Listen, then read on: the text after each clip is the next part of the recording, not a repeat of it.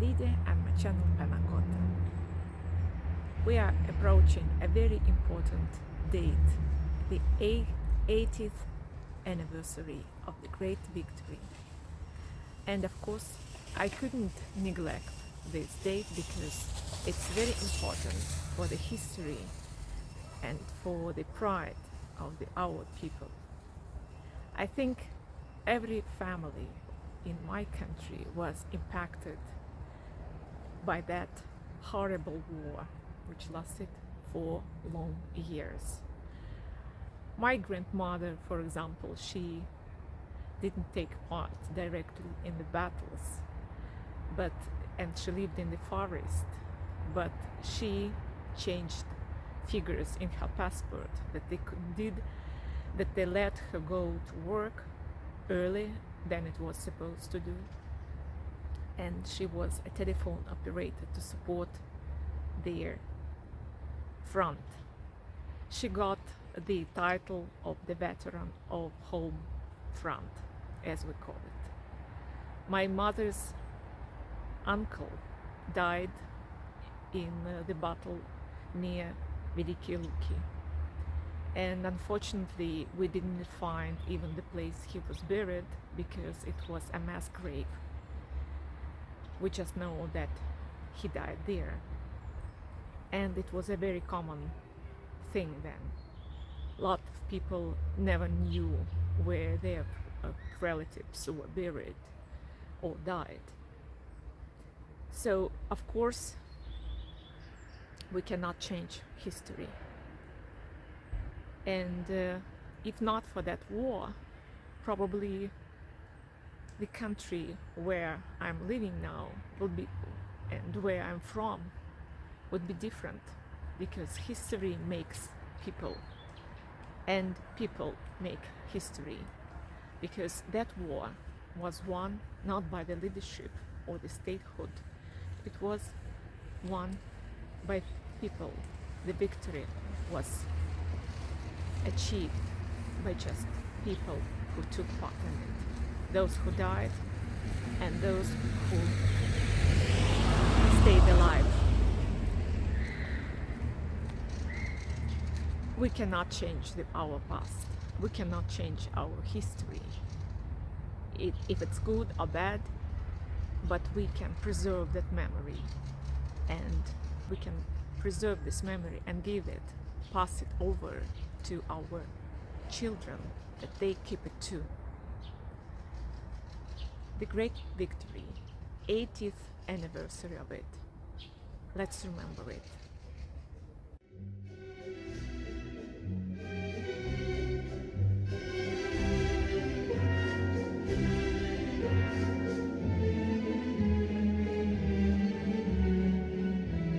Surely you know this divine waltz. The music is extremely beautiful and harmonious. It raises a wave of feelings from the depths of the soul. This is a famous waltz by the Soviet composer Aram Khachaturian. It's really famous all over the world. The irony of that is Aram Khachaturian wrote it specifically for the production of Lermontov's play Masquerade at the Vakhtangov Theater in Moscow, which premiere was on the 21st of June 1941. For the first time, the waltz sounded when there were only a few hours left before the attack of the fascist troops on the country. All the years of the war, it was one of the symbols of peaceful life that people needed so much. In general, war songs or songs dedicated to war occupy a whole cultural layer in our culture. We have heard and known many of them we know by heart. It's part of our cultural code. In 1941, on 21st of June, graduates of Soviet schools celebrated their graduation. They met the first dawn of their adult lives on the 22nd of June 1941. Yesterday's students went through the shortest path from children to adulthood. The citizens of the USSR learned about the beginning of the war from the radio, it was announced early in the morning by Levitan, a famous dictator of the USSR.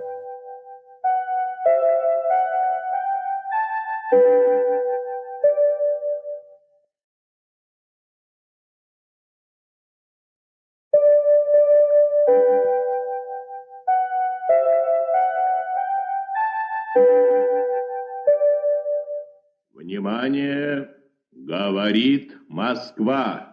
Передаем важное правительственное сообщение.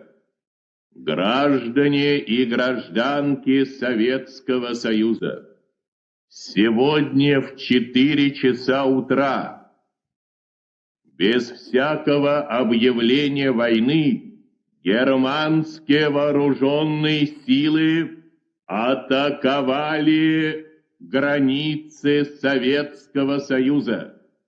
Началась Великая Отечественная война советского народа против немецко-фашистских захватчиков. Наше дело правое, враг будет разбит, победа будет за нами. Many of yesterday's graduates immediately went to the front as volunteers. The Great Patriotic War raged for 4 long years and claimed the lives of more than 27 million of people. Of these, 60% were civilians, most of whom died from bombing, starvation, diseases, forced labor and concentration camps. During the war years, 1,700 urban types, towns and villages and 32,000 industrial enterprises were destroyed on Soviet territory. The State Commission found out later that the material damage amounted to about 30% of the national wealth of the Soviet Union and about 2/3 in the areas under occupation. Сомнение прочь уходит в ночь отдельный. 10-й наш десантный батальон. 10-й наш десантный батальон.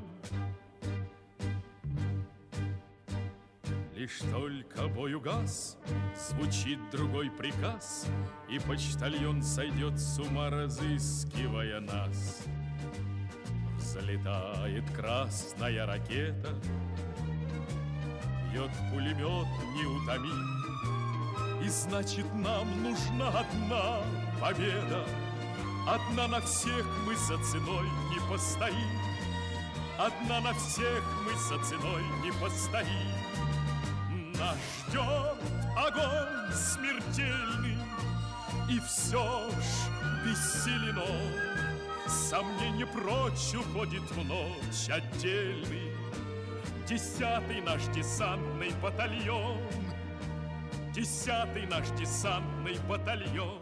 The history of the Great Patriotic War and the history of victory will never be complete without mentioning the history of the creation of technological base that allowed the Soviet Union to defeat Nazi Germany.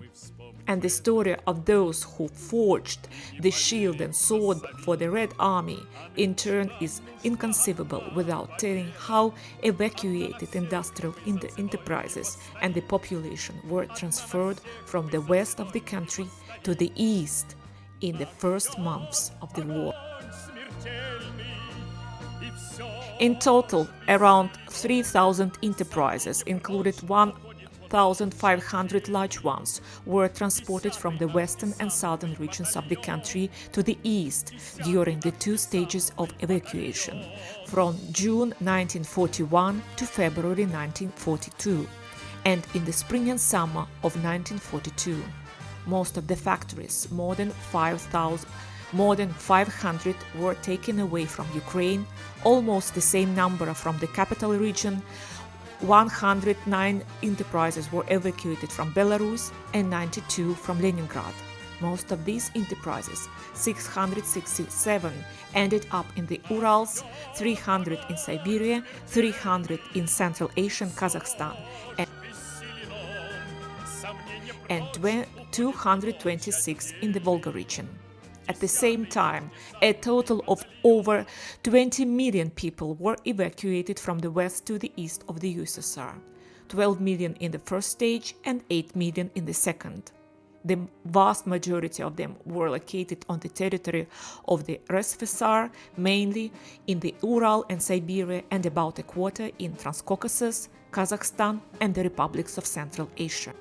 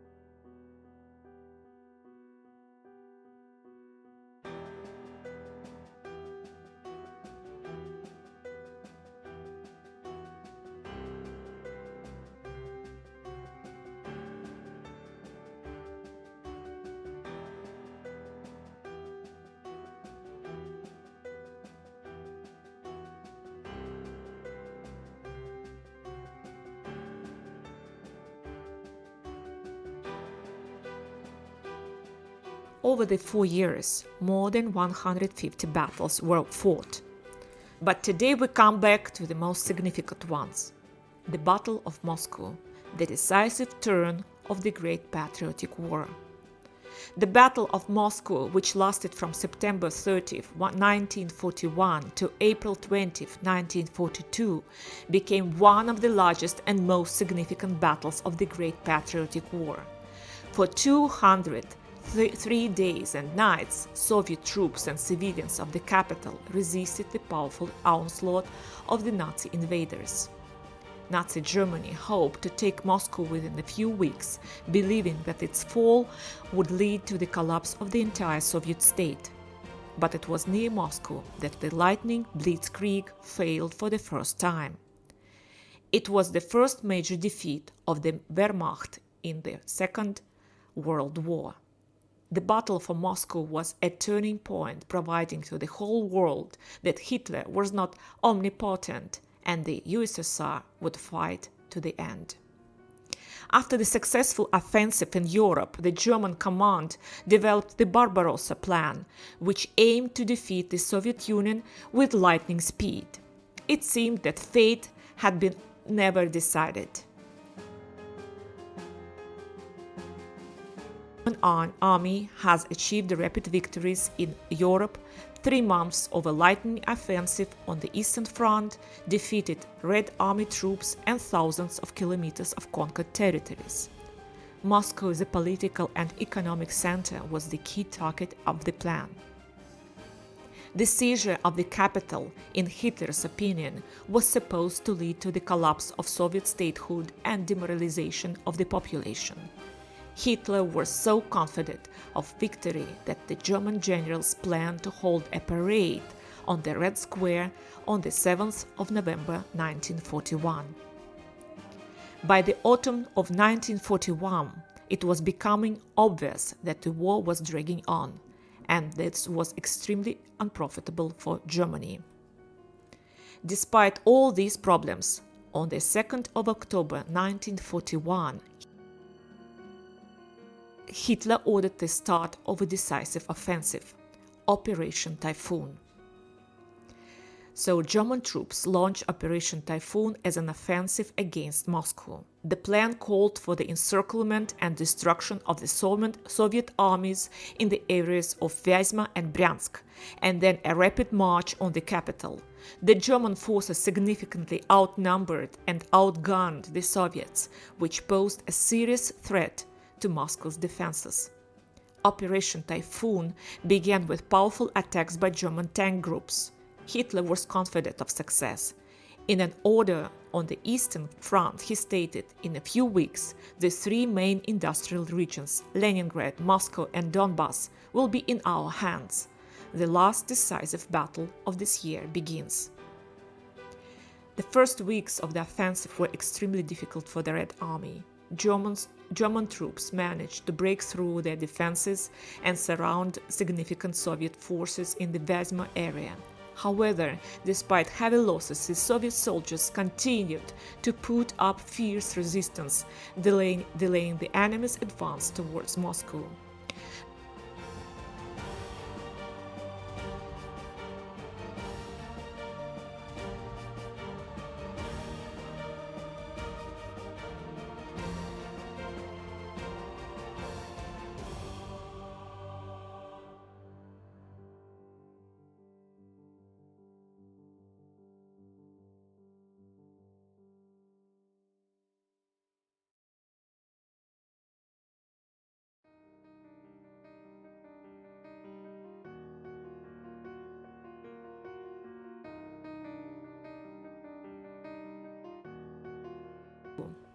The Moscow metro was the salvation for many, many lives. There was a hospital, an area raid, a bomb shelter, a library, and of course a maternity hospital. By December, the German offensive had run out of steam. The Soviet troops steadfastly held their defenses, the roads turned into Martian winter arrived, and the lack of supplies made the German situation worse. On the 5th of December 1941, after careful preparation and regrouping of the forces, the Soviet troops launched a counter-offensive. The Siberian divisions deployed due to the threat of Japan played a crucial role. The German units, exhausted by previous battles and harsh winter conditions, were unable to hold their positions. The Red Army began their liberation of previously occupied territories, pushing the enemy back 100-200 kilometers from Moscow. The results of the battles were: Germans were pushed back 120-200 kilometers from Moscow. The Wehrmacht lost 500,000 of soldiers, thousands of tanks and planes. For the first time in the history of the Second World War, Hitler recognized the failure of his strategy in the East and realized that the war was dragging on.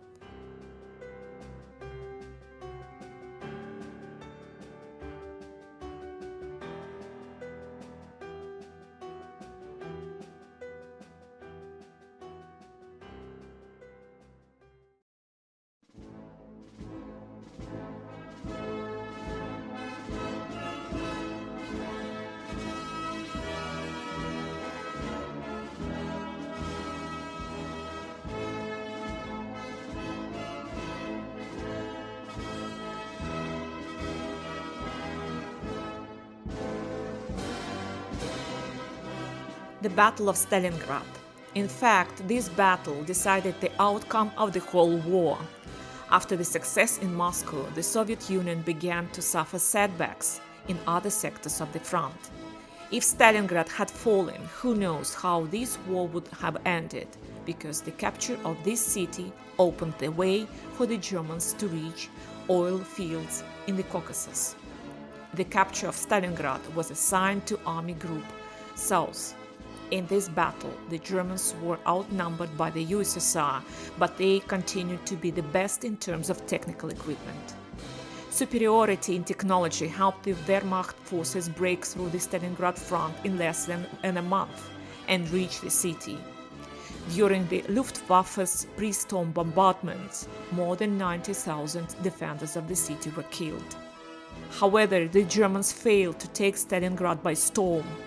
For several months, there have been fierce battles for literally every meter of the city. A company of Soviet snipers played a key role in the battles for Stalin's city, killing about 2,000 German soldiers and officers. In addition, the weather sided with the Soviet Union again. Abnormal cold temperature of -40 degrees caused serious damage to the Germans, as they were not ready for prolonged winter battles in such conditions. The Battle of Stalingrad culminated when Soviet troops were able to encircle the 6th Army of the Wehrmacht during Operation Uranus. This was an unexpected turn of events and radically changed the course of the war. On the 19th November 1942, a large-scale counterattack began, during which the Soviet forces, using the element of surprise and acting with high coordination, were able to close the encirclement ring around the German troops. This put them in an extremely difficult position, depriving them of supplies and support. The situation for the encircled troops became critical by the beginning of 1943, when food and ammunition supplies ran out, and the morale of the soldiers was falling every day. The operation to deblockade, undertaken by the Germans in January 1943, ended in failure, which finally consolidated the defeat of the Wehrmacht. By the 2nd of February 1943, when the remains of the 6th Army surrendered, Stalingrad has become a symbol of victory and resilience, proving that even in the most difficult conditions, it was possible to prevail. This had a significant impact on the course of the entire war. Many than 90,000 Wehrmacht soldiers and officers were surrounded and captured, including 24 generals and Field Marshal Friedrich Paulus. Hitler never reached Baku oil. During the Battle of Stalingrad, the Germans and their allies, Italians, Romanians, Hungarians, Croats, lost about 1.5 million people. Fate has inscribed Stalingrad not only in the honorary list of heroes, but also in the mournful list of victims. For comparison, in April 1945, during the American bombing of Dresden, fewer civilians were killed in numerical terms than in Stalingrad, although the American air raids were as intense as the German ones. The losses of the civilian population of Stalingrad during the August 1942 were numerically greater than the losses of the population of England during the year of the Nazi bombing. The total irretrievable losses of the civilian population of Stalingrad were 32% higher than the similar losses of the population in Hiroshima from the atomic bombing.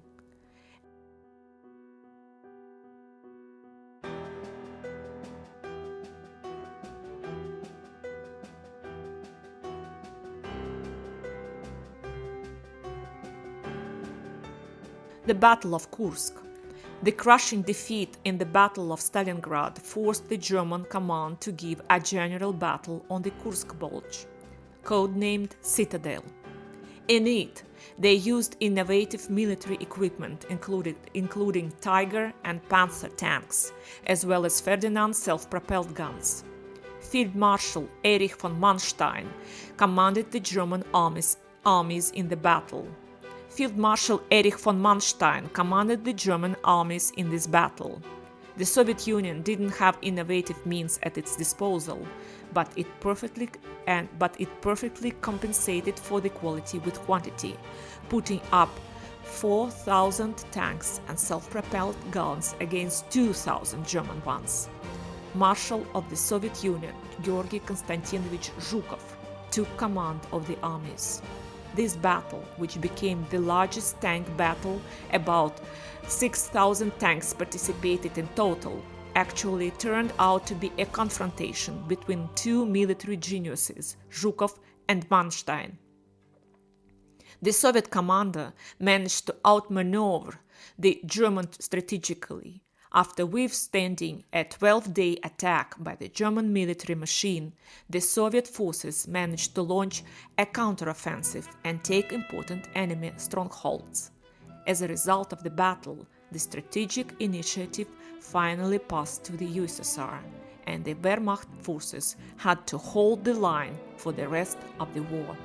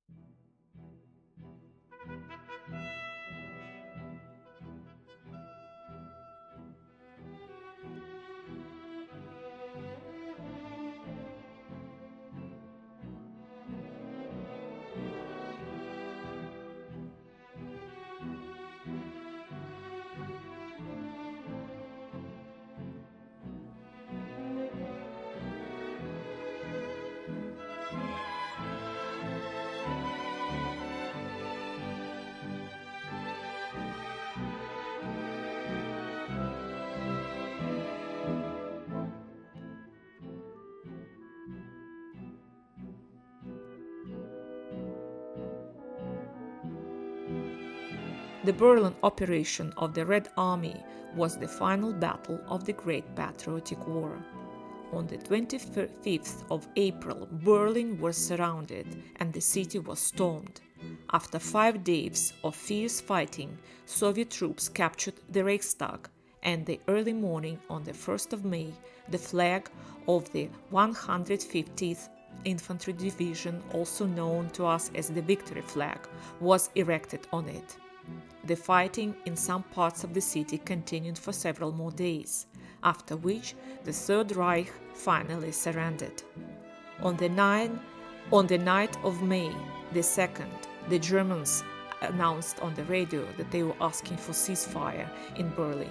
The commander of the city's defense, General Weiding, surrendered on the morning of the 2nd May and signed a surrender order, which was soon communicated to the German units.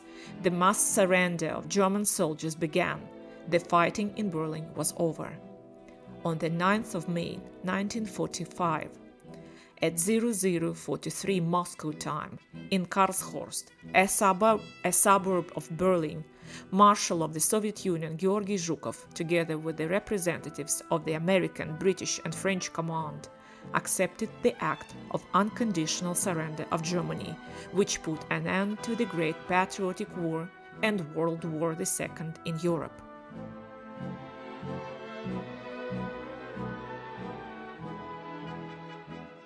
We must remember our history, the heroic history, to remember and pass on this knowledge and pride of the feat of our ancestors to our children. Despite all the horrors and hardships of the war, which was so terrible and yet glorious, our ancestors remained humans. This history lesson should never be forgotten. Their memory is eternal. It was, and it is, and it would be. День победы, день победы.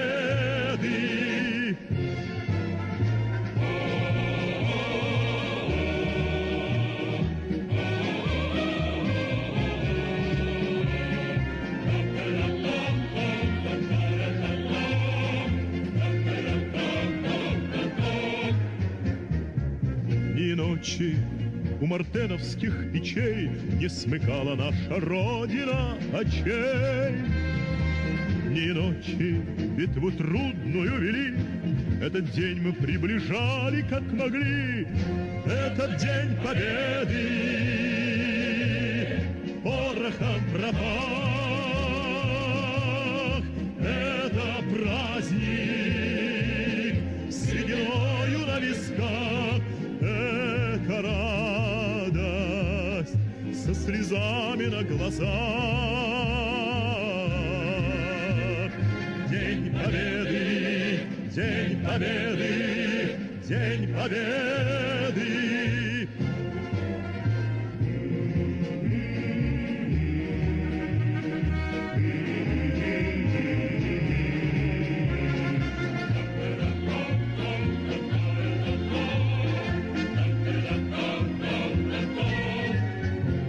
Здравствуй, мама, возвратились мы не все, босиком бы пробежаться по росе.